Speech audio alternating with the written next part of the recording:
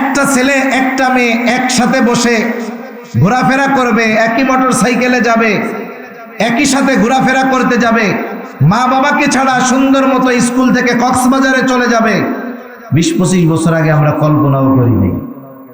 কিন্তু সহশিক্ষা, ইসলাম কখনো নারী শিক্ষার বিরুদ্ধে না। যারা বলে ওরা মিথ্যাবাদী। ইসলাম কখনো নারী শিক্ষার বিরুদ্ধে নয়, বিপক্ষে নয়, বরং ইসলাম সহশিক্ষার বিপক্ষে।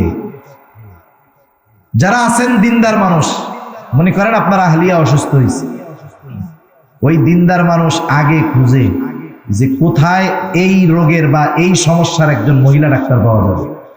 আমিও খুঁজি, আপনিও খুঁজেন, মহিলা ডাক্তার হোক, কিন্তু সেই পরিবেশে হোক যেই পরিবেশে পুরুষ থাকবে না ভিতরে। যদি কিছু শিক্ষা পুরুষদের দেওয়া লাগে সেটা পর্দার আড়াল থেকে দিবে। এভাবে নারীদের পর্দা রক্ষা করে, শালীনতা রক্ষা করে তাদেরকে ডাক্তার বানানোর ব্যবস্থা করা হোক, কোনো অসুবিধা নাই। কিন্তু ওই যে সহশিক্ষা, এটাকে কেন এত গুরুত্ব দেয় যে নারী পুরুষ কাঁধে কাঁধ মিলিয়ে কাজ করবে? কারণ যখন নারী পুরুষকে একই কাতারে আনা যাবে তখন সমাজের মধ্যে অনৈতিকতার বিস্তার ঘটানো সহজ হয়ে যাবে। সেজন্য ইসলাম সহশিক্ষার বিরোধিতা অনেক আগের থেকেই করে। এদেশের উলামায়ে কেরামও করছেন। আপনি প্রেক্ষাপট দেখেন, সহশিক্ষার কুফল হলো 20 বছর আগে যেই জিনিসটা আপনি কল্পনাও করতেন না, 20 বছর পরে এটা আপনার চোখের সামনে অহরহ আছে। এমনকি কতক ফ্যামিলিতে এমন আছে, ছেলে মেয়ে বন্ধু হয়, ছেলে ছেলের বন্ধু হয়, মেয়ে মেয়ের বন্ধু হয়, ছেলে মেয়ের মেয়ে ছেলের বন্ধু হয়। এটা আমরা কখনো কল্পনা করিনি। কিন্তু এখন, আগে ছেলে যদি তার আর এক ছেলে বন্ধুরেও বাসায় আনতো, মা বাবা রাগ হইতো, এই কার ছেলে না কার ছেলে, অভদ্র নাকি, বন্ধু বানাইছো। এখন মেয়ে ছেলেকে আইনা মাকে বলে, মা এটা আমার ছেলে বন্ধু, দাও নাস্তা রাস্তা দাও। আর মা ও দাঁত 36টা বাইর কইরা খুশির ঠেলায় তারে খাওয়ায়, আপ্যায়ন করে। এই যে কালচার, এটা 20 বছর আগে আমরা কল্পনা করি নাই, কিন্তু আস্তে আস্তে এই সহশিক্ষার কারণে এটা এখন স্বাভাবিক হয়ে গেছে, কিছুই আমরা মনে করি না। সেজন্য সমাজে একটা বিষয় যখন প্রতিষ্ঠিত করতে হয়, এটাকে নরমালাইজেশন করার বিভিন্ন পদ্ধতি আছে। একটা হলো টেলিভিশন, ইন্টারনেট, নাটক, সিনেমা, এগুলোর মাধ্যমে, আর একটা হলো পাঠ্যপুস্তকের মাধ্যমে। পাঠ্যপুস্তকের মাধ্যমে গোটা আগামী প্রজন্মকে নষ্ট করার অপচেষ্টা চালানো হয়। যেই প্রচেষ্টা এই পাঠ্যপুস্তকের মধ্যে কিছু কিছু গল্প ঢুকায়া দিয়ে এরা এটা করতেছে। আমি আপনাদের খেদমতে কিছু কথা পেশ করবার নিয়তে পবিত্র কোরআনুল কারীমের একটা আয়াতের অংশ ও রাসূল আকরাম সাল্লাল্লাহু আলাইহি ওয়াসাল্লামের বর্ণিত হাদিস থেকে একটা হাদিস পাঠ করেছি। আল্লাহ তাআলার কাছে তৌফিক চাই, আল্লাহ তাআলা কিছু কথা আমাকে বলবার তৌফিক দেন, যে কথাগুলো আমাদের সবার দুনিয়া এবং আখিরাতের জন্য কল্যাণকর হয়। সকলে বলি আমিন। ইংরেজিতে একটা প্রবাদ আছে, education is the backbone of nation. শিক্ষা জাতির মেরুদণ্ড। এটা হলো ঢালাওভাবে একটা কথা, কিন্তু বাস্তবতা হলো সব ধরনের শিক্ষা জাতির মেরুদণ্ড হইতে পারে না। মানুষ তো কিছু শিক্ষা অর্জন করে, যেমন চুরি, কিন্তু এটা একটা বিদ্যা। চুরি করে যারা, পকেট মারে যারা, পকেট কাটে যারা, এটা একদিনে আইসাই হুট করেই কাজটা করে না, এটা বহুত মেহনত করে শিখে। এখন বলেন, চুরি করতেও শিক্ষা লাগে, তাহলে কি এই শিক্ষাকে জাতির মেরুদণ্ড বলা যায়? কেউ যদি নিয়ত করে আমি বাংলাদেশের সবচাইতে বড় দুর্নীতিবাজ হব, দুর্নীতিবাজ হইতে হইলে তাকে দুইটা বিষয়ের একটা বিষয় হতেই হবে। হয়তো দেশের কোনো বড় পদ, এমপি টেমপি মন্ত্রী হইতে হবে, আর না হলে জাগতিক লাইনে শিক্ষিত হয়ে সরকারি চাকরিজীবী হইতে হবে। এখন বলেন, কেউ যদি শিক্ষা অর্জন করে এই দুর্নীতি করে, তার শিক্ষাকে কি জাতির মেরুদণ্ড বলা যায়? তাহলে যেই শিক্ষা অর্জন করলে দুর্নীতিবাজ হয়, যেই শিক্ষা অর্জন করলে চারিত্রিক অবক্ষয় হয়, যেই শিক্ষা অর্জন করলে দিন ক্ষতিগ্রস্ত হয়, এই ধরনের শিক্ষা কশ্চিন কালেও জাতির মেরুদণ্ড হতে পারে না। ওই শিক্ষা জাতির মেরুদণ্ড হবে যেই শিক্ষা হবে আল্লাহ তাআলার জন্য। সাথে সাথে এক ধরনের শিক্ষা আছে যেটা জাগতিক শিক্ষা, তবে এই শিক্ষার দ্বারা জাতি, ইসলাম, মানুষের কল্যাণ হতে পারে। যেহেতু সম্প্রতিকালের শিক্ষা ব্যবস্থা ও দিন শিক্ষা নিয়ে আমার কিছু কথা বলার কথা, এজন্য সব কথা তো আর টাইনা সুর দিয়া বলা যায় না। যেই ওষুধটা উপকারী ওষুধ, এখন ওইটা একটু তিতা হইতে পারে। কথা শুনতে ভালো না লাগলেও বিষয়টা যখন উপকারী, আমরা মাঝে মধ্যে অনেক তেতো জিনিস খাই, তিতা জিনিস খাই। আমরা জানি যে এটা তিতা, এটা যে তিতা বা মিঠা এই বিবেচনা করে খাই না, বরং ওই তিতা জিনিসটা আমরা আমাদের উপকারের জন্য খাই। এজন্য কিছু কথা আছে, সে কথাগুলো স্বাভাবিকভাবে না বললে মানুষের কাছে কথাগুলো কানে পৌঁছায় না। এটা আমার একটা অভিজ্ঞতা। আমিও তো সুর টুর দিয়ে ওয়াজ করি। সুর দিয়ে ওয়াজ করলে ভালো লাগে, মজা লাগে, কিন্তু এটা বেশি মনে থাকে না। কিন্তু যদি একটু কথা হৃদয়ঙ্গম করার চেষ্টা করে যে না, কথাটা আমি হৃদয় দিয়ে বলবো, হৃদয় দিয়ে বুঝবো, তাহলে এই কথাটা মনে থাকে এবং এই কথার দ্বারা নিজেও উপকৃত হওয়া যায়, অন্যকেও আশা করা যায় কিছু উপকার করা যায়। তা আসেন আমরা আমাদের মূল কথার দিকে যাই। সাধারণত আমাদের দেশে দুই ধরনের শিক্ষা ব্যবস্থা আছে। প্রথম যদি ধরেন, একটা হলো সরকারি, একটা হলো বেসরকারি। সরকারি শিক্ষা ব্যবস্থায় স্কুল আছে, আলিয়া আছে। আর বেসরকারি শিক্ষা ব্যবস্থায় যেটা প্রসিদ্ধ সেটা আমাদের কওমি মাদ্রাসা। এই ধারাবাহিকতায় আলিয়া মাদ্রাসা হোক আর স্কুল হোক, এই দুইটা শিক্ষাকেই মোটামুটি জাগতিক শিক্ষা বলা চলে। আমি আমার জীবনের একটা অভিজ্ঞতা আপনাদের শোনাই। আমি যখন হিফজ শেষ করে, সম্ভবত মিজান অথবা নাহবেমির শেষ করে আলিয়া মাদ্রাসা গিয়ে ভর্তি হয়েছি। কারণ আমার আত্মীয় স্বজন যারা ছিল তারা মোটামুটি ওই লাইনে। তা আমি ভর্তি হয়েছি। আমি প্রথম দিন গেছি ওইখানে। যিনি অঙ্ক অথবা ইংরেজি নিতেন, ক্লাসের প্রথম দিন উনি সবাইরে জিজ্ঞাসা করতেছে, ছেলেদের মধ্যে আর কি, যে তোমরা কে কি হইতে আসছো?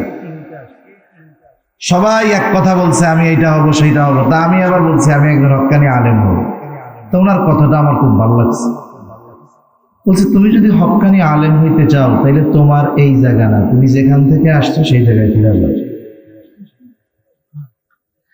একজন শিক্ষক আলিয়া মাদ্রাসার ইংরেজি অথবা অঙ্ক শিক্ষক হবেন, উনি বলতেছেন যে তুমি যদি আসলে হক্কানি আলেম হইতে চাও তাহলে এই জায়গা তোমার না, তুমি চলে যাও। আর যদি জাগতিক কোনো কিছু হওয়ার ইচ্ছা থাকে তুমি তাহলে এখানে থাকতে পারো। তাহলে এই দৃষ্টিকোণ থেকে আমরা শিক্ষা ব্যবস্থাকে দুইটা ভাগে ভাগ করতে পারি। একটা হলো জাগতিক শিক্ষা, আর একটা হলো ধর্মীয় শিক্ষা। জাগতিক শিক্ষাকে জেনারেল শিক্ষাই ধরেন। জেনারেল শিক্ষার দুইটা ভাগ, একটা হলো উপকারী জাগতিক শিক্ষা, আর একটা হলো অনুপকারী জাগতিক শিক্ষা। আপনাদেরকে প্রথমেই আমি জিজ্ঞাসা করি, বলেন তো, শিক্ষা যদি জাতির মেরুদণ্ডই হয়, কেউ যদি অনুপকারী শিক্ষা অর্জন করে, এই অনুপকারী শিক্ষা কখনো জাতির মেরুদণ্ড হতে পারে না। বরং কিছু কিছু ক্ষেত্রে এই অনুপকারী শিক্ষাগুলো জাতি ধ্বংসের কারণ হতে পারে। এই শিক্ষাগুলো মানুষের ঈমান ধ্বংসের কারণ হতে পারে। অনুপকারী শিক্ষা মানুষের ঈমান ধ্বংসের কারণ হয়ে দাঁড়াতে পারে, যার বাস্তব প্রমাণ সম্প্রতিকালে আমরা দেখতে পাচ্ছি। একটা সময় প্রাইমারি স্কুলে আমরাও পড়ছি। তখন স্কুলে পড়ে মোটামুটি ভদ্রতা, আদব, লেহাজ এগুলো আমরা শিখছি। এখনো আমরা অনেক অমুসলিম শিক্ষকের কাছে পড়ছি। আমরা এখনো যদি তাদের সাথে দেখা হয়, সে শিক্ষক হিসাবে যতটুকু শ্রদ্ধা আমার কাছে প্রাপ্য ততটুকু তাকে করার চেষ্টা করি। আর যদি মুসলিম হয় তাহলে চেষ্টা করি সর্বোচ্চ শ্রদ্ধা সম্মান তাকে করার জন্য শিক্ষক হিসাবে। আজকে থেকে 20-25 বছর আগে এ বিষয়ে কেউ কল্পনা করে নাই, চিন্তা করে নাই 30 বছর আগে যে শিক্ষক ছাত্রের হাতে অপদস্থ হবে, মায়ের খাবে, শিক্ষককে ছাত্র পেটাবে। এটা 20-25 বছর আগে ভার্সিটি লেভেলেরও কেউ চিন্তা করতে পারেনি। কিন্তু এখনের অবস্থা কি? মাঝে মধ্যে এমনও শুনি প্রাইমারি স্কুলের ছাত্র এরাও নাকি শিক্ষকের পিটায়। তাহলে কি শিক্ষা অর্জন করা হইল যে যার দ্বারা একটা ছাত্র ন্যূনতম আদব অর্জন করতে পারতেছে না? এই অনুপকারী শিক্ষাগুলোর অবস্থা হলো এরকম। শুধু অনুপকারী না, ঈমান বিধ্বংসী শিক্ষা আমাদের সন্তানদেরকে দেওয়া হইতেছে। এবং ইউরোপ আমেরিকার কৃষ্টি কালচার, অসভ্যতা, সেকুলারিজম সহ এমন কিছু বিষয় আমাদের আগামী প্রজন্মের সামনে নরমাল করার প্রচেষ্টা চলতেছে যে এটা একজন সচেতন অভিভাবক চিন্তা করলে তার রাতের ঘুম হারাম হয়ে যায়। একটা জাতিকে যদি ধ্বংস করতে হয়, ওই জাতির প্রথমত 2টা জিনিসকে নষ্ট করে দিতে হয়। একটা জাতিকে যদি আপনি ধ্বংস করে দিতে চান, আপনারা যদি বুঝেন যে ধ্বংস মানে হইল একেবারে বোম টোম মাইরা লাশ বানায় ফেলবে সব, তা না। অনেক সময় মানুষ জীবিত থেকেও মরা লাশ, আর অনেক সময় মানুষ মরেও জয়ী। মরে জয়ী হয় কেমনে? পবিত্র কোরআনুল কারীমের সূরাতুল বুরুজের মধ্যে একটা ঘটনা আছে, কুতিলা আসহাবুল উখদুদ, আব্দুল্লাহ বিন তামেরের ঘটনা। আব্দুল্লাহ বিন তামেরের ঘটনা আমাদের সবার জানা আছে হয়তো। বাদশাহ তাকে বারবার হত্যা করার চেষ্টা করেছে। মূল কথাটুকু শুধু আমি বলতে যাচ্ছি। বাদশাহ তাকে বারবার হত্যা করার চেষ্টা করছে, প্রত্যেকবার সে ব্যর্থ হয়েছে। এই যুবককে, এই বালককে আল্লাহ তাআলা হেফাজত করেছে। বাদশাহ পাহাড় থেকে ফালায়া, সমুদ্রের মধ্যে ফালায়া কোনো জায়গায় এই বালককে হত্যা করতে পারে নাই। বালকের সাথে তার এক লড়াই চলতেছে। বাদশাহ ইউসুফ জুল নওয়াজ সে নিজেকে খোদা দাবি করে, আর তার খোদাই দাবির সবচাইতে বড় বাধা হয়ে গেছে এই যুবক। সে চিন্তা করতেছে যদি কোনো মতে একে দুনিয়া থেকে বিদায় করায় দিতে পারি তাইলে রাস্তা ক্লিয়ার, তাহলে আমার খোদাই প্রতিষ্ঠিত হয়ে যাবে, মানুষ আমারই খোদা বলবে। নাউজুবিল্লাহ। সর্বশেষ ওই বালকটা বাদশাকে বলতেছে যে আপনি আপনার পদ্ধতিতে আমাকে মারতে পারবেন না, আমি আপনাকে আমাকে মারার পদ্ধতি শিখায় দেই, যদি সেইটা অবলম্বন করেন তাইলে আমারে মারতে পারবেন। কি করতে হবে? আপনি সারা দেশের মানুষকে একত্রিত করবেন, জড়ো করবেন। নির্ধারিত জায়গায় জড়ো করার পর সকলে যখন উপস্থিত হবে, বিসমিল্লাহি রব্বিল গোলাম বলে আমার দিকে যদি তীর নিক্ষেপ করা হয়, ওই তীরের আঘাতে আমি মারা যাব। বাদশাহ চিন্তা করতেছে আমার উদ্দেশ্য হলো ওকে মেরে ফেলা, ও মরলে সব ক্লিয়ার, কিন্তু মরলে কি হতে পারে না হতে পারে সেটা সে চিন্তা ফিকির করে নাই। সে চিন্তা করছে ওকে আমার মেরে ফেলতে হবে। বাদশাহ এলান করে দিছে, সারা দেশের সব মানুষ একত্রিত হয়ে গেছে, সব জড়ো হয়ে গেছে। এমনিই তো জানে যে বাদশার সাথে এরকম এক লড়াই চলতেছে, তার সবাই হাজির। দুধের শিশুকে নিয়ে মাও চলে আসছে। এইবার সবাই যখন উপস্থিত, ওই জল্লাদ বিসমিল্লাহি রব্বিল গোলাম বলে বালকের দিকে তীর মারছে। মানে বলতেছে আল্লাহর নামে তীর মারতেছি। কে? এই বালকের রব আল্লাহর নামে ওর দিকে তীর মারতেছে। এই কথা বলে যখন তীর মারছে, তীর গায়ে লাগছে, যুবকটা বালকটা পড়ে গেছে, শহীদ হয়ে গেছে। এই দৃশ্যটা দেখবার পরে উপস্থিত সবাই সমস্বরে বলতেছে, প্রত্যেকে নিজে নিজে বলতেছে আমানতু বিরব্বিল গোলাম, আমিও এই বালকের রবের উপরে ঈমান আনলাম। লক্ষ লক্ষ মানুষ ঈমান আনলো, মুসলমান হয়ে গেল। এখন বুঝে থাকলে বলেন তো, বালক তো মারা গেছে কিন্তু সে কি হেরে গেছে? সেজন্য মরেও জয়ী হওয়া যায়, আবার বেঁচে থেকেও ওই সংখ্যাকে ইহুদি নাসারারা গোনায় ধরে না। যে কথার থেকে গেলাম, একটা জাতিকে যদি ধ্বংস করে দিতে হয় তাহলে দুইটা জিনিস ধ্বংস করতে হয় তাদের। একটা হলো ওই জাতির সভ্যতা, কৃষ্টি, কালচার, সংস্কৃতিকে ধ্বংস করে দিতে হয়। দুই নাম্বার, ওই জাতির শিক্ষা ব্যবস্থাকে ধ্বংস করে দিতে হয়। বলেন তো, মুসলিম হিসাবে আমাদের সভ্যতা, সংস্কৃতি আছে না নাই? কোন এলাকায় যদি আমরা বসবাস করি, ওই এলাকার যদি কোনো সভ্যতা, সংস্কৃতি থাকে আমরা মেনে নিব, তবে কখন? ইসলামের সাথে সংঘর্ষ না হবে যখন। আপনারা হয়তো অনেকে জেনে থাকবেন, এদেশের কিছু সেকুলার আছে, ওরা নিজেদের পরিচয়ের ক্ষেত্রে প্রথমে বলে আমি হলাম বাঙালি বাংলাদেশি মুসলমান। বাঙালি বাংলাদেশি মুসলমান। বাক্যের মধ্যে শব্দ আগে পরে যে আনছে, এর মধ্যেও কিন্তু রহস্য আছে। সে মোটামুটি বলতে চায় যে আমি বাঙালি যেহেতু আগে, সব বাঙালিয়ানা সংস্কৃতি আমি মাইনা চলবো, এরপরে বাংলাদেশিটা মানব। বাংলাদেশি সংস্কৃতি মানতে গিয়ে যদি বাঙালি কোনো সংস্কৃতির সাথে দ্বন্দ্ব লাগে, আমি বাঙালিটাকে গ্রহণ করব, বাংলাদেশিটা বাদ দিব। এরপরে আসবে ইসলাম। তার মানে ইসলামের ওই সমস্ত বিষয় আমরা মাইনা নিব যেগুলো বাংলাদেশি কালচার আর বাঙালি কালচারের সাথে সংঘর্ষ হবে না। এখন আমাকে বলেন, বাঙালি কি শুধু বাংলাদেশে না অন্য দেশেও আছে? অন্য দেশেও আছে। কলিকাতায় বাঙালি আছে, আসামেও মনে হয় আছে। এখন হিন্দুরাও বাঙালি আছে, মুসলিমেরাও বাঙালি আছে। আপনি যদি বাঙালি পরিচয় দিয়ে সব সভ্যতা, সংস্কৃতিকে মেনে নেন, দেখা যাবে এটা মানার কারণে অনেক বিষয় মানবেন যার কারণে ঈমানই থাকবে না। ঠিক কিনা বলেন? এরকম অনেক বিষয় আছে না? ওরা মোটামুটি বলতে চায় যে ইসলাম মানব তখন বাংলাদেশি আর বাঙালি সভ্যতা, সংস্কৃতির সাথে সংঘর্ষ না হবে যখন। এখন আপনি পহেলা নববর্ষ পালন করেন, বাঙালি সংস্কৃতি, বলেন তো এটা যে পদ্ধতিতে পালন করা হচ্ছে ইসলামের সাথে সংঘর্ষ আছে না নাই? এই জন্য যখন আমরা ওই পদ্ধতির বিরোধিতা করি, তখন ওই নাস্তিক সেকুলাররা আমাদেরকে দেশদ্রোহী বলে, জঙ্গি বলে গালি দেয়।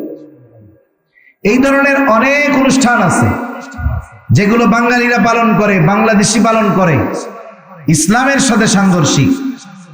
যে কথার থেকে গেলাম আর কি, এই যে আগে বাঙালি, এরপরে বাংলাদেশি, এরপরে মুসলিম বলার দ্বারা উদ্দেশ্য হলো ইসলাম বাঙালিয়ানা বাংলাদেশি সভ্যতা সংস্কৃতি ঠিক রাখার পরে ইসলাম মানো।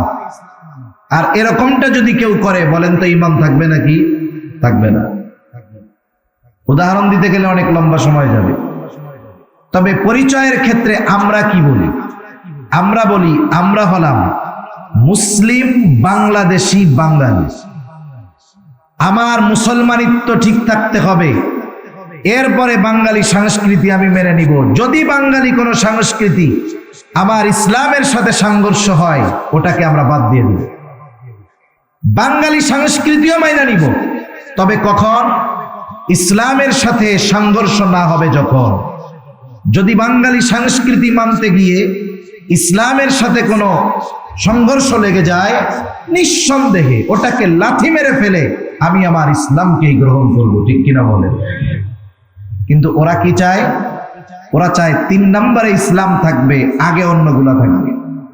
আর আফসোসের ব্যাপার, শুধু বাঙালি সভ্যতা সংস্কৃতি ঢুকায়া দিছে তা না, আমাদের মধ্যে ইউরোপিয়ান কালচারকেও ওরা ঢুকায়া দিতে সফল হয়েছে। যার কারণে আমরা নামে মুসলমান আছি, কিন্তু বাস্তবে মুসলমানিত্ব আমাদের মধ্যে নাই। এই দৃষ্টিকোণ থেকে যদি ওই পরিস্থিতি আমাদের মধ্যে চলে আসে, তাইলে মনে করেন আমরা মরা। এ বাইচে থাইকা কোনো লাভ নাই। 200 কোটি সংখ্যা, 200 কোটি মুসলমান, ওই 1 কোটি ইহুদি গোনায়ও ধরে না।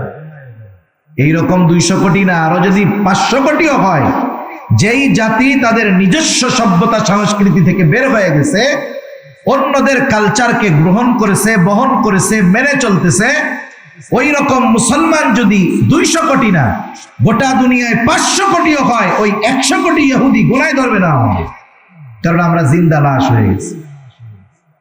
দ্বিতীয় যেই জিনিসটা লাগবে, একটা জাতিকে ধ্বংস করতে হলে ওই জাতির শিক্ষা ব্যবস্থাকে ধ্বংস করে দিতে হবে। মূলত আমরা কিন্তু মুসলিম জাতি, আমাদের শিক্ষা ব্যবস্থা হবে ইসলামের আলোকে। যখনই শিক্ষা ব্যবস্থা থেকে ইসলামকে বাহির করতে সফল হবে, বুঝবেন আমাদের ধ্বংস পতন এটা ত্বরান্বিত হচ্ছে। এখন আফসোসের ব্যাপার, এদেশে 92% মুসলমানের সর্বোচ্চ 5% এরা হয়তো মাদ্রাসায় পড়ে, বাকি 85% উপরে পড়ে গতানুগতিক যেই সিলেবাস, স্কুলের সিলেবাস অথবা আলিয়া মাদ্রাসার সিলেবাস। এখন যদি এই জেনারেল শিক্ষা থেকে ইসলামকে দূর করা যায়, তাহলে এদেশের 85% মুসলমানের মধ্য থেকে দিন উঠে যাবে। এজন্যই প্রতি বছর দেখেন না, নতুন বই যখন দেয় তখনই উল্টাপাল্টা বাধায় দেয়। এটা যে ভুলে হয় বা অনিচ্ছায় হয় তা না, এটা মোটামুটি ইচ্ছায় হয়। এখন ইচ্ছা করে এটা কেন করে? এ করার একটা কারণ আছে। একটা সময় গ্রাম অঞ্চলে চুরি হইতো, চুরি, চোর যারা চুরি করে এদের কাছ থেকে শোনা আর কি। একটা বাড়িতে সে যে চুরি করতে পারবে এটা কেমনে বুঝে? চোর প্রথম ওই বাড়িতে গভীর রাত্রে যায়, মধ্যরাতের পরে যখন মানুষের গভীর ঘুম হয়। আর চিকিৎসা বিজ্ঞান বলে রাত 10টা থেকে রাত 2টা পর্যন্ত ডিপ স্লিপ, গভীর ঘুম হয়, তখন 2টা-3টা পর্যন্ত। এই সময় চোর সুন্দর মতো যেই বাড়িতে চুরি করবে ওই বাড়িতে যায়। চোর তার চুরির কাজ সারতে যেই আওয়াজ হবে এর একটা মাত্রা আছে, সে ওই সমপরিমাণ মাত্রা অথবা তার চাইতে একটু বেশি জোরে বাড়িতে আওয়াজ দেয়। দরজায় দেয়, বেড়ায় দেয়, টিনের চালা থাকলে তার উপরে দেয়। গভীর রাত্রে যদি এই রকম অনাকাঙ্ক্ষিত কোনো আওয়াজ হয়, আর যদি ওই ঘরের কোনো লোক সজাগ থাকে, কমপক্ষে তো বলবে, এই কে রে? চোর যদি এই আওয়াজ আসে তাহলে বুঝবে এই বাড়িতে আজকে আর আমল করা যাবে না, এটা ভবিষ্যতের জন্য থাক। আর যদি ওই পরিমাণ আওয়াজের পরে কোনো আওয়াজ ঘর থেকে আসে না, ও মনে মনে চিন্তা করবে, যাক তাহলে আজকে আমার এই বাড়িতে আমলটা করা যাবে। কারণ ও জানে আমি যেই আওয়াজটা করেছি আমার চুরির কাজ সারতে এর চাইতে বেশি আওয়াজ হবে না। এই ঈমান চোরেরা, এরা তো ঘর চুরি করে, ওরা হলো ঈমান চোর।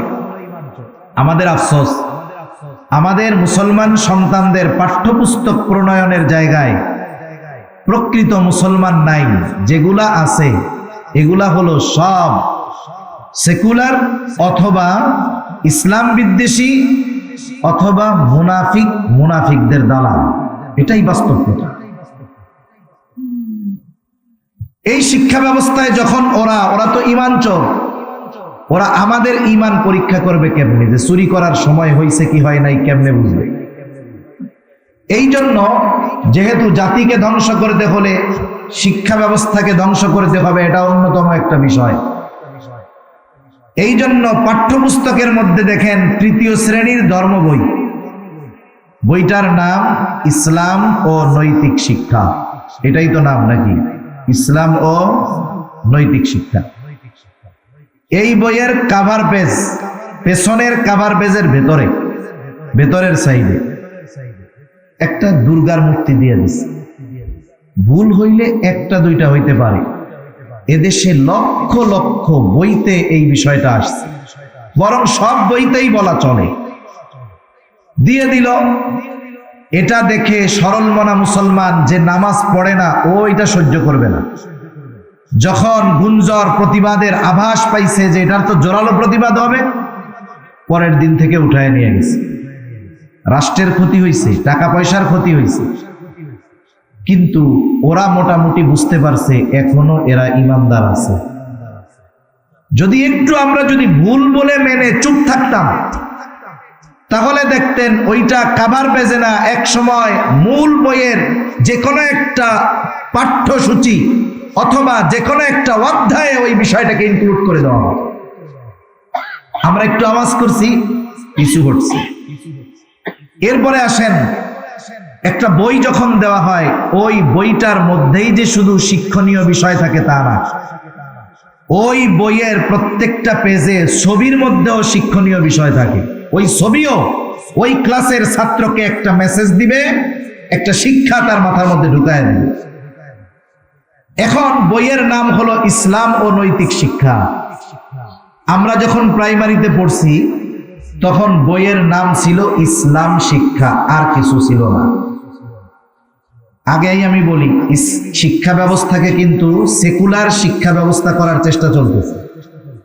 এবার আসেন, আমি আপনাদের জিজ্ঞাসা করি, বুঝে থাকলে জবাব দিয়ে একটু বলেন তো, ইসলামের মধ্যে পরিপূর্ণ নীতি নৈতিকতা আছে না নাই?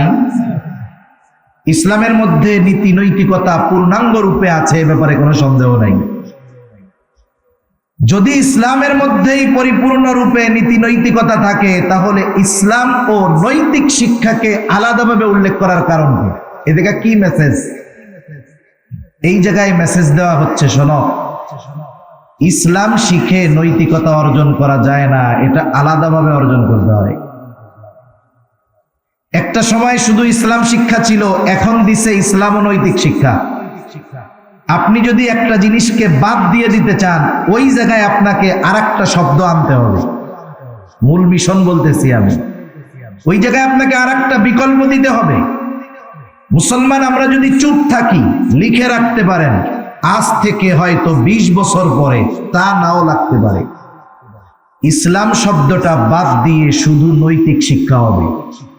তখন ওইখানে শুধু ইসলামের কথা থাকবে না, অন্যান্য ধর্মের নৈতিক শিক্ষাগুলো ঢুকিয়ে এই পুস্তকটাকে সেকুলার পুস্তকে পরিণত করা হবে। এটা আমাদের বুঝে আসবে কিনা জানি না। শব্দ বাড়াইছে মনে হয় ভালো করছে, তা না, শব্দ বাড়াইছে কেন? আর একটাকে ফালাই দেওয়ার জন্য। এটাই তো আমরা বুঝি না। যাক, এটা গেল।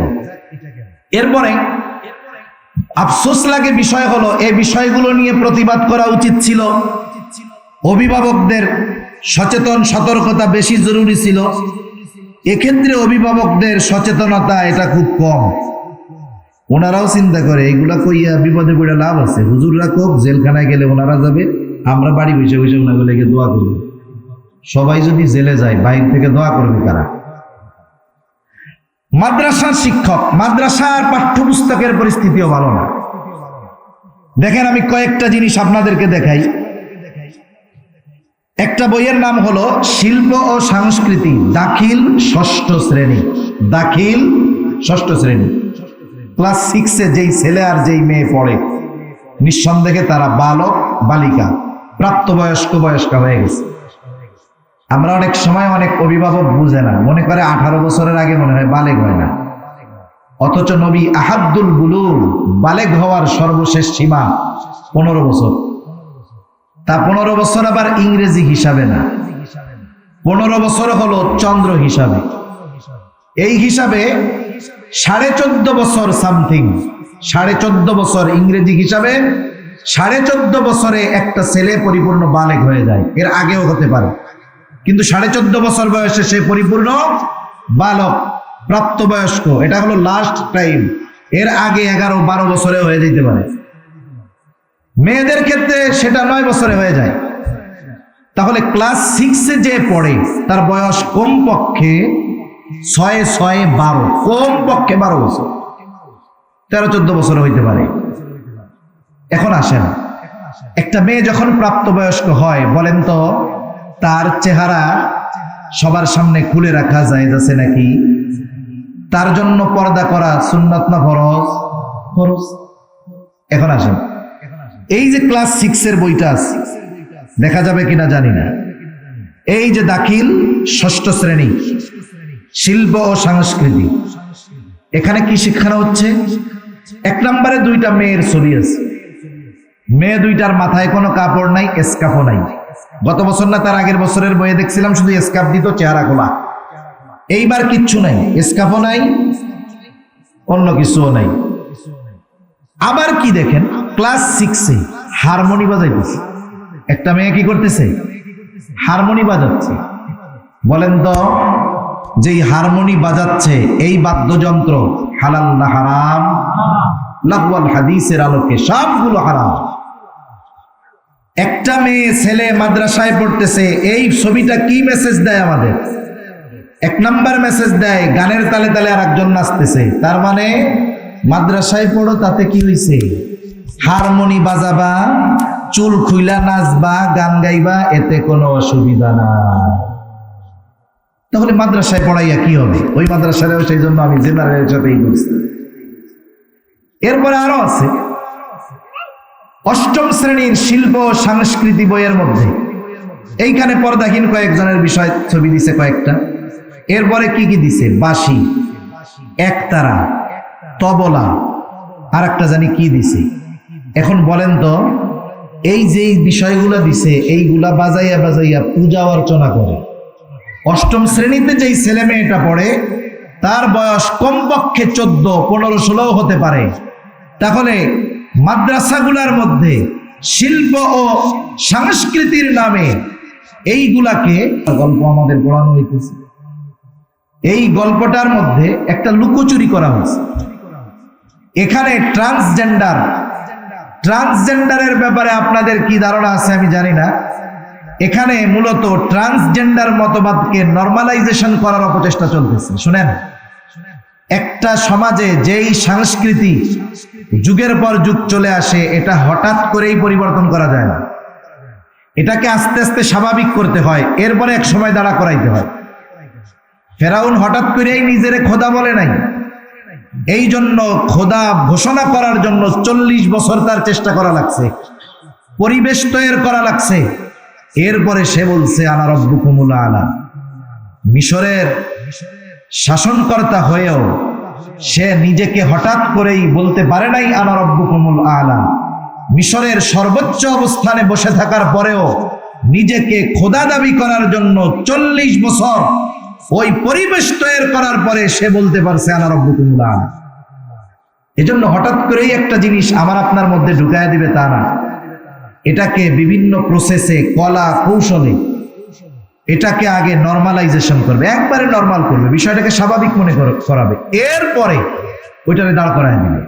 যেমন আমি একটা উদাহরণ দিই, আজ থেকে 25-30 বছর আগে যদি কোনো ছেলে মেয়ে একসাথে স্কুলে যাইত, কোনো কথা নাই, এমনিই যাইতেছে দুইজন পাশাপাশি, চলার পথে পাশাপাশি হয়ে গেছে, তাদেরও অনিচ্ছায়, কিন্তু মুরব্বীরা চিন্তা করতো, কিরে এই দুইটা পাশাপাশি হাঁটে কেন? ওই দুই ছাত্রছাত্রী বাড়ি আসার আগে তাদের দুইজনের বাড়িতে অভিযোগ চলে যাইত যে ছেলে মেয়ে দেখা রাখো, এরকম কিন্তু পোলাদের পাশাপাশি হাইটা হাইটা স্কুলে যায়। এই বিষয়টা কঠোর ছিল। আর একটা ছেলে একটা মেয়ে একসাথে বসে ঘোরাফেরা করবে, একই মোটর সাইকেলে যাবে, একই সাথে ঘোরাফেরা করতে যাবে, মা বাবাকে ছাড়া সুন্দর মতো স্কুল থেকে কক্সবাজারে চলে যাবে, 20-25 বছর আগে আমরা কল্পনাও করিনি। কিন্তু সহশিক্ষা, ইসলাম কখনো নারী শিক্ষার বিরুদ্ধে না। যারা বলে ওরা মিথ্যাবাদী। ইসলাম কখনো নারী শিক্ষার বিরুদ্ধে নয়, বিপক্ষে নয়, বরং ইসলাম সহশিক্ষার বিপক্ষে। যারা আছেন দিনদার মানুষ, মনে করেন আপনার আহলিয়া অসুস্থ হয়েছে, ওই দিনদার মানুষ আগে খুঁজে যে কোথায় এই রোগের বা এই সমস্যার একজন মহিলা ডাক্তার পাওয়া যাবে। আমিও খুঁজি, আপনিও খুঁজেন, মহিলা ডাক্তার হোক, কিন্তু সেই পরিবেশে হোক যেই পরিবেশে পুরুষ থাকবে না ভিতরে। যদি কিছু শিক্ষা পুরুষদের দেওয়া লাগে সেটা পর্দার আড়াল থেকে দিবে। এভাবে নারীদের পর্দা রক্ষা করে, শালীনতা রক্ষা করে তাদেরকে ডাক্তার বানানোর ব্যবস্থা করা হোক, কোনো অসুবিধা নাই। কিন্তু ওই যে সহশিক্ষা, এটাকে কেন এত গুরুত্ব দেয় যে নারী পুরুষ কাঁধে কাঁধ মিলিয়ে কাজ করবে? কারণ যখন নারী পুরুষকে একই কাতারে আনা যাবে তখন সমাজের মধ্যে অনৈতিকতার বিস্তার ঘটানো সহজ হয়ে যাবে।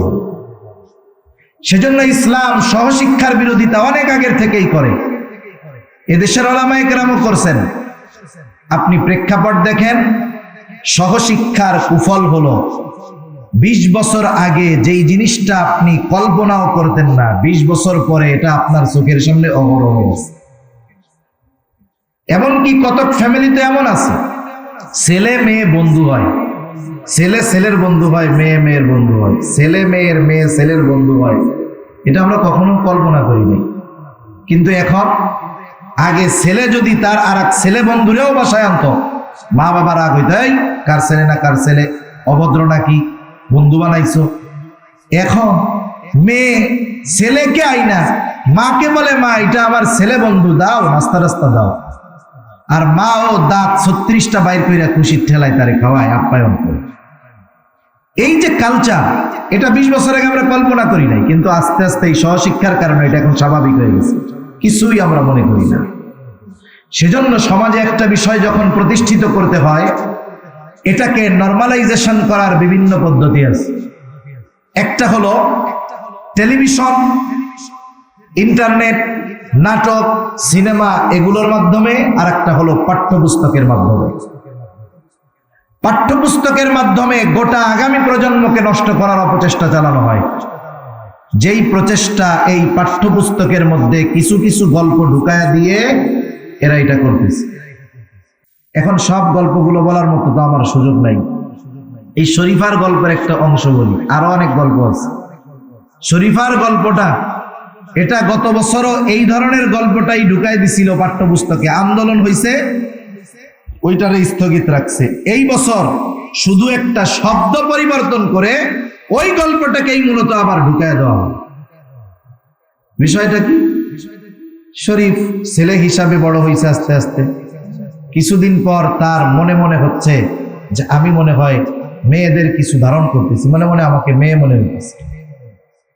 এই বিষয়টাকে যদি স্বীকৃতি দিয়ে দেওয়া হয়, ক্ষতি কি হবে এর আগে আমি দু একটা কথা বলে নিই। সৃষ্টিগত হিসাবে আল্লাহ তাআলা মানুষকে পুরুষ অথবা নারী হিসাবে সৃষ্টি করেছেন। আল্লাহ তাআলা কোরআনুল কারীমের মধ্যে বলেন, ইয়া আইয়ুহান নাসুত্তাকু রাব্বাকুমুল্লাযী খালাকাকুম মিন নাফসিন ওয়াহিদা ওয়া খালাকা মিনহা যাওজাহা ওয়া বাথা মিনহুমা রিজালান কাসীরান ওয়া নিসাআ। আল্লাহ তাআলা প্রথমে জানাইলেন যে আমাদেরকে এক সত্তা একজনের থেকে আল্লাহ সৃষ্টি করেছেন, আর তার থেকেই তার সহধর্মিণীকে আল্লাহ সৃষ্টি করেছেন, এবং ওই দুইজনের মধ্যে থেকে অনেক নারী পুরুষকে আল্লাহ সৃষ্টি করেছেন। তাহলে দুনিয়ায় মানুষ দুই ধরনের হবে, হয়তো পুরুষ হবে, না হয় নারী হবে। এখন নারীকে আর পুরুষকে কষ্ট হইতেছে নাকি আপনাদের? নারী হলো সে যে পরিপূর্ণভাবে নারীর বৈশিষ্ট্য নিয়ে জন্মগ্রহণ করছে। নারীর বৈশিষ্ট্যগুলো কি? প্রাপ্তবয়স্ক হওয়ার পরে প্রতি মাসে তার একটা সমস্যা হবে, সে সন্তান ধারণে সক্ষম হবে, আরো আরো শারীরিক মানসিক বিষয়গুলো আছে। পুরুষকে যে পরিপূর্ণ পুরুষের বৈশিষ্ট্য নিয়ে জন্মগ্রহণ করে সে হলো পুরুষ। পুরুষের বৈশিষ্ট্য কি এগুলো আমরা জানি। এইবার আমাদের সমাজে তো আর এক ধরনের মানুষ দেখা যায়, তাদেরকে আমরা বলি হিজড়া। নাম দিছে তারা থার্ড জেন্ডার, জেন্ডার দুইটাই, পুরুষ অথবা নারী। এখন হিজড়া কারা? হিজড়ার সংজ্ঞা হইল যে একসাথে নারী এবং পুরুষ উভয়ের বৈশিষ্ট্য নিয়ে জন্মগ্রহণ করে। এক ব্যক্তির মধ্যেই নারীর কিছু বৈশিষ্ট্য আছে, পুরুষের কিছু বৈশিষ্ট্য আছে। এটাকে আমরা বানাইছি তৃতীয় লিঙ্গ, থার্ড জেন্ডার। না না, শরীয়তের হুকুম কি? শরীয়তের হুকুম হলো ওই উভয় বৈশিষ্ট্য নিয়ে জন্মগ্রহণকারী মানুষটা, তার মধ্যে যদি পুরুষের বৈশিষ্ট্য বেশি থাকে, তাহলে একজন সুস্থ পুরুষের ব্যাপারে শরীয়তের যেই হুকুম, যেই মানুষটা উভয় বৈশিষ্ট্য নিয়ে জন্মগ্রহণ করছে তবে পুরুষের বৈশিষ্ট্য বেশি, তার ব্যাপারেও একই হুকুম। কারো মধ্যে যদি নারীর বৈশিষ্ট্য বেশি থাকে, পুরুষের বৈশিষ্ট্য কম, তাহলে তার ব্যাপারে হুকুম কি? একজন সুস্থ নারীর ব্যাপারে যেই হুকুম, তার ব্যাপারেও সেই হুকুম। এখন বিষয় হলো, আমাদের সামাজিক সমস্যার কারণে এই যে হিজড়া, মূলত এটা একটা রোগ। এটা একটা রোগ। বঙ্গবন্ধু মেডিকেল কলেজ বিশ্ববিদ্যালয়ের একজন প্রফেসর শিশু বিশেষজ্ঞ, তিনি বলতেছেন যে আসলে আমাদের অজ্ঞতার কারণে সমস্যাটা হয়েছে। এই ছোট বাচ্চা যখন উভয় বৈশিষ্ট্য নিয়ে জন্মগ্রহণ করছে, তার মা বাপ জানে, কিন্তু লজ্জায় চিকিৎসাও করায় না, কাউরে বলেও না, লজ্জায় থাকে। তা ওনারা যদি ওই সময় চিকিৎসকের কাছে নিয়ে যায়, যথাযথ চিকিৎসার মাধ্যমে তার ভিতরে যদি নারীর বৈশিষ্ট্য বেশি থাকে, ওটাকে রেখে পুরুষের বৈশিষ্ট্যগুলো অস্ত্রোপচার অপারেশনের মাধ্যমে পরিপূর্ণ নির্মূল করে দেওয়া সম্ভব, এবং ওই লোকটা, মানুষটা পরিপূর্ণ একজন সুস্থ নারী, যেই যেই বিষয় তার আছে, শারীরিক, বাচ্চা ধারণের ক্ষমতা, অন্যান্য বিষয় সব তার হবে, কোনো অসুবিধা নেই। পুরুষের ক্ষেত্রে ওই রকম বৈশিষ্ট্য যদি পুরুষের বেশি থাকে, নারীর যদি কম থাকে, ওই সময় যদি ট্রিটমেন্ট করাইতো, তাহলে পুরুষের নারীর বৈশিষ্ট্যগুলো অপারেশনের মাধ্যমে বের করে পরিপূর্ণ তাকে পুরুষের বৈশিষ্ট্যের মধ্যে, পুরুষের মতো যেই বৈশিষ্ট্য পরিপূর্ণভাবে সেটা অর্জন করতে পারত। এখন আসেন, এ বিষয়টা আগে অনেকে জানত না, সম্প্রতিকালে জানার পরে অনেক উভয় বৈশিষ্ট্য নিয়ে জন্মগ্রহণকারী ব্যক্তি অপারেশন করে, যার মধ্যে নারীর বৈশিষ্ট্য বেশি, সে পুরুষের বৈশিষ্ট্য ফেলে পরিপূর্ণ নারী হয়ে যাচ্ছে। এটাতে কিন্তু কোনো সমস্যা নেই, কারণ এটা তার অসুস্থতা, সে ট্রিটমেন্ট করতে পারে। কিন্তু প্রবলেমটা কোথায়? প্রবলেমটা হলো ট্রান্সজেন্ডারে। ট্রান্সজেন্ডার কি? ট্রান্সজেন্ডার হলো একজন পরিপূর্ণ পুরুষের বৈশিষ্ট্য নিয়ে জন্মগ্রহণ করছে, তার মধ্যে নারীর কোনো বৈশিষ্ট্য নাই, কিন্তু কিছুদিন পরে ওর মনে মনে মনে হয় যে আমি মনে হয় একটু মেয়ে মেয়ে রে। এইবার ও দাবি করিয়া বসে, যদিও আমার বৈশিষ্ট্য দেখতে সৃষ্টিগতভাবে সব পুরুষের, কিন্তু আসলে আমি মেয়ে। বলেন তো, আমি আপনাদের একটা বানান বলি, এটা ঠিক হয় কিনা বলবেন। ক লয়াকারে লা, মূলা হইছে। কিয়ামত পর্যন্ত কলা কি মূলা হবে? কলা যদি বলে না রে ভাই আমি আসলে মূলা, জীবনেও হবে। কিয়ামত পর্যন্ত কলা যেমন মূলা হবে না, অনুরূপ ভাবে পুরুষের বৈশিষ্ট্য নিয়ে জন্মগ্রহণ করেছে যে, সে যদি নিজেকে বলে আমি নারী, আর এই বিষয়টা যদি সে প্রতিষ্ঠিত করতে চায়, আইন হিসাবে তার পক্ষেও বলা হয় যে হ্যাঁ তুই মনে করছো মনে মনে নারী, হ্যাঁ তুমি নারী, কিয়ামত পর্যন্ত সে নারী হবে না। আমাদের বড় বদনসিব যে এই বিষয়টা আমাদের দেশে আইন প্রণয়নের চেষ্টা চলতেছে, প্রণয়ন হয় নাই, খসড়া চলতেছে দেশে। এই আইনের জন্য যারা সবচাইতে বেশি ডোনেট করে আমেরিকা, এই আইন পাশ করতে তাদের প্রায় 70 বছর আন্দোলন করছে, এরপরে তারা করতেছে, কারণ ওরা তো আগের থেকে এরকম। আর 92% মুসলমানের দেশে 7 বছরও লাগে নাই, ওই আইন মোটামুটি হয়ে গেছে, এখন শুধু বাস্তবায়ন প্রণয়ন করতে বাকি। এখন বলেন, যদি সমাজে এই পরিস্থিতি হয়, একটা মেয়ে সে কয়দিন পরে যদি মনে করে যে আমি ছেলে, চুল কাইটা সুন্দর মতো প্যান্ট শার্ট পরে ঘুরে বেড়ায়, ও কিন্তু জীবনেও ওই মেয়েটা যদি বিভিন্ন অস্ত্রোপচারের মাধ্যমে ছেলেও যদি সাজে, আল্লাহ তাআলা সৃষ্টিগতভাবে যেই বৈশিষ্ট্যগুলো তাকে দিয়েছে, ও জীবনেও সেটা পাবে না। পাইলেও তার জন্য এটা শরীয়ত অনুমোদন করে না। নিঃসন্দেহে এটা কুফরি আকীদা, কুফরি মতবাদ। এই মতবাদের পক্ষে যারা বলবে, সমর্থন যারা করবে, আইন প্রণয়ন যারা করবে, নিঃসন্দেহে সবগুলো বেঈমান, এ ব্যাপারে কোনো সন্দেহ নাই।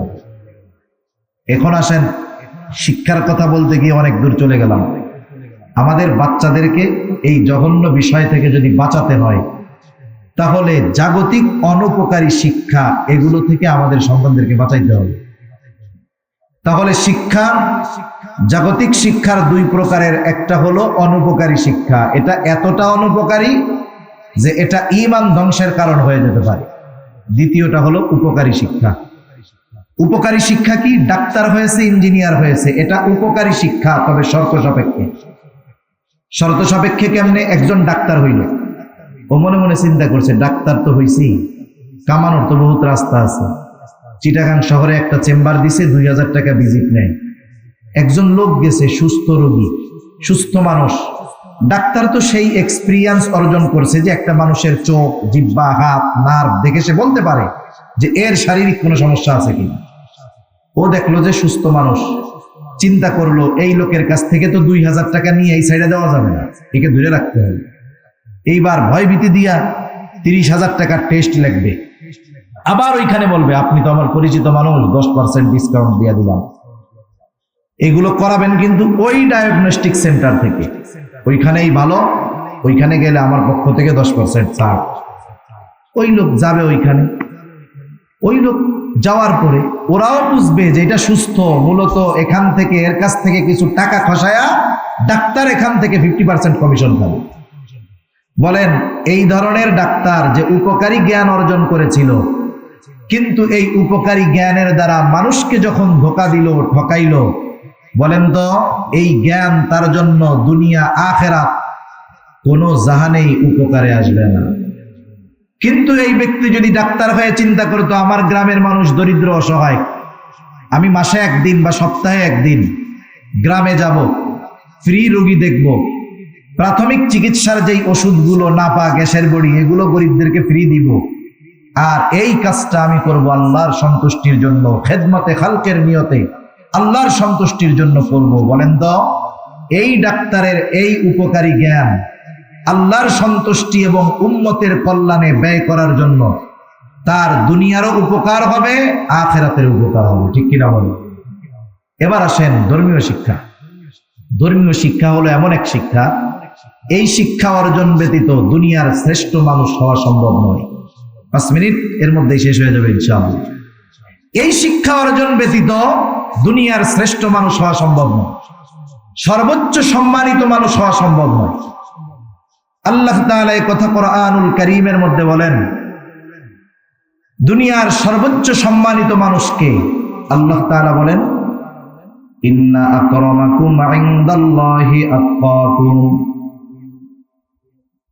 সবচাইতে সম্মানিত হলো ওই ব্যক্তি যে আল্লাহ তাআলাকে বেশি ভয় করে। যে যত বড় মুত্তাকি সে তত বড় সম্মানী। এখন মুত্তাকিকে, বড় মুত্তাকিকে আল্লাহ তাআলা বলেন, ইন্নামা ইয়াখশাল্লাহা মিন ইবাদিহিল উলামা। আল্লাহ তাআলা বলেন মানুষের মধ্য থেকে, বান্দাদের মধ্য থেকে যারা আলেম, এরাই আল্লাহ তাআলাকে বেশি ভয় করে। এই জন্য আল্লাহ তাআলার কাছে যদি সবচাইতে সম্মানিত উঁচু মর্যাদার মানুষ হইতে হয়, ধর্মীয় জ্ঞান অর্জন ব্যতীত কিয়ামত পর্যন্ত সম্ভব নয়। সাথে সাথে আল্লাহ তাআলা বলেন, ইয়ারফাইল্লাহুল্লাযীনা আমানু মিনকুম ওয়াল্লাযীনা উতুল ইলমা দারাজাত। আল্লাহ তাআলা বলেন যারা ঈমান এনেছে, ইলমে দ্বীন অর্জন করেছে, আল্লাহ তাআলা বলেন এদেরকে আল্লাহ তাআলা মর্যাদার দিক দিয়ে উচ্চ স্তরে আল্লাহ তাআলা পৌঁছায়া দিবে। এদের মর্যাদাকে আল্লাহ তাআলা বুলন্দ করে দিবে। সাধারণ মানুষের ব্যাপারে কিন্তু এই কথাটা আল্লাহ তাআলা বলেন নাই। আল্লাহ বললেন আলেমরাই আল্লাহ তাআলাকে বেশি ভয় করে, আর যে বেশি ভয় করে সে তত সম্মানিত মানুষ। আর যে ইলমে দ্বীন অর্জন করে, ঈমান আনে, আল্লাহ তাআলা বলেন তার মর্যাদাকে অনেক উঁচু করে দেওয়া হবে। এই জন্য ইলমে দ্বীন অর্জন করলেই মূলত সম্মানিত হওয়া যায় দুনিয়া আখিরাতে। এই ধর্মীয় শিক্ষারও দুইটা দিক, দুইটা স্তর। একটা হলো ফরজে আইন, আর একটা হলো ফরজে কিফায়া। ফরজে আইন যেটা, এটা সকল মুসলমানের জন্য অর্জন করা ফরজ। আলেম হোক আর গায়রে আলেম হোক, শিক্ষক হোক আর ছাত্র হোক, শিক্ষিত হোক আর অশিক্ষিত হোক, ভ্যান চালক হোক আর রিক্সা চালক হোক আর সিএনজি চালক হোক, মুসলমানের জন্য এই পরিমাণ দ্বীন শিক্ষা করা ফরজ। কোন পরিমাণ? কেউ কেউ বলেন, আল্লাহর রাসূলও বলেন, তলাবুল ইলমি ফরিদাতুন আলা কুল্লি মুসলিম। দ্বীন ইলম শিক্ষা করা প্রত্যেক মুসলমান নরনারীর উপরে ফরজ। কতটুকু ফরজ? কোন কোন বুজুর্গানে দ্বীন বলেন কমপক্ষে নিজে দিনের উপরে চলতে যতটুকু জ্ঞান দরকার শিক্ষা করা ফরজ। আর একদল বলে না, কারণ আল্লাহ তাআলা কোরআনুল কারীমের মধ্যে বলেন, ইয়া আইয়ুহাল্লাযীনা আমানু কু আনফুসাকুম ওয়া আহলিকুম নারা। আল্লাহ তাআলা বলেন, হে ঈমানদারেরা, নিজেকে জাহান্নামের আগুন থেকে বাঁচাও, অধীনস্থদেরকেও জাহান্নামের আগুন থেকে বাঁচাও। আমরা নিজেকে জাহান্নামের আগুন থেকে কেমনে বাঁচাবো? আল্লাহ তাআলার আদেশ নিষেধ মান্য করার মাধ্যমে নিজেকে জাহান্নাম থেকে বাঁচাতে হবে। বুঝে থাকলে একটু বলেন তো, আল্লাহ তাআলার আদেশ নিষেধ যদি মান্য করে চলতে হয়, ইলমে দ্বীন অর্জন করার দরকার আছে না? অবশ্যই আছে।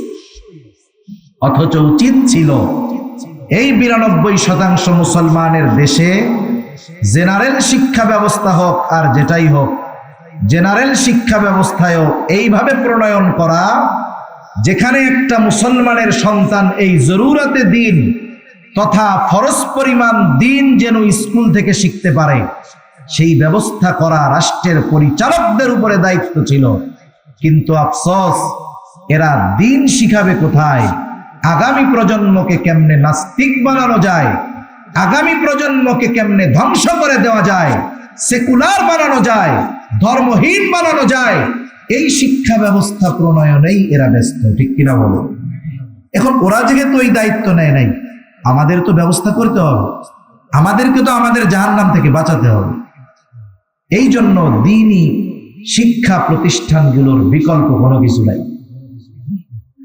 ফরজ পরিমাণ দিন আমরা শিখবো, অনেকে হয়তো শিখে না, নামাজ পড়ে কিন্তু জরুরতে দিন তার জানা নাই। এজন্য তাদের উচিত মসজিদের ইমাম সাহেবের কাছে বলা, যেহেতু উলামায়ে কেরাম আছেন, তাদের সাথে পরামর্শ করা যে আমরা কিভাবে দিনটা শিখতে পারি।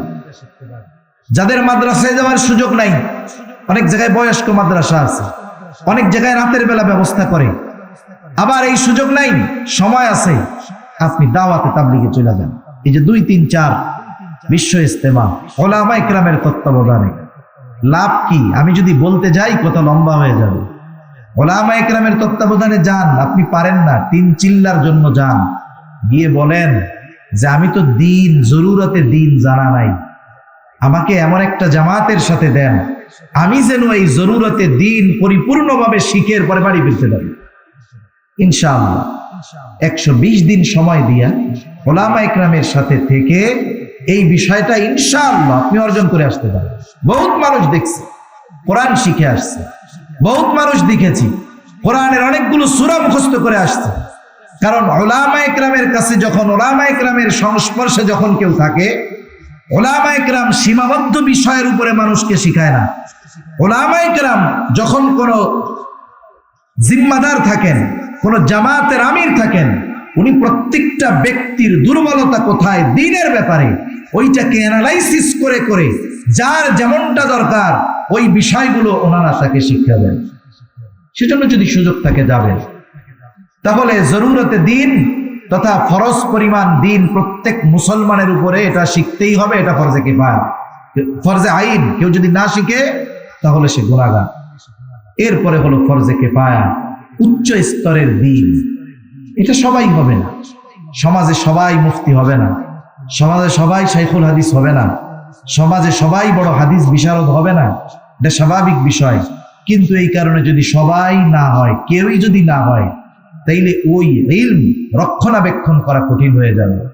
এজন্য সমাজের মধ্য থেকে আমরা যারা ফরজে কিফায়া পরিমাণ দিন শেখার সুযোগ নাই, আমাদের দায়িত্ব হলো যারা ওই পরিমাণ দিন অর্জন করার জন্য সময় ব্যয় করে তাদের জন্য সহযোগী হয়ে যাওয়া। যদি একটা এলাকায় কেউ না থাকে তাহলে তো সকলে গুনাহগার হয়ে গেলাম। এজন্য মাদ্রাসাগুলোর প্রতি আমাদের নজর দেওয়া। আমি হয়তো শিখতে পারি নাই, আমার সন্তানকে শেখানোর চেষ্টা করব। আর যারা শিখতেছে তাদের এই জ্ঞান অর্জনে আমরা সাহায্যকারী হব, ইনশাআল্লাহ। হওয়া যাবে না? আল্লাহ সুবহানাহু ওয়া তাআলা আমাদের সকলকে আগামীর এই কঠিন ফিতনাগুলো বুঝবার এবং ওই ফিতনাগুলো থেকে বেঁচে থাকার তৌফিক আল্লাহ দান করুন। সকলে বলি আমিন। ওয়া আখিরু দাওয়ানা আনিল হামদুলিল্লাহি রাব্বিল আলামিন। আসসালামু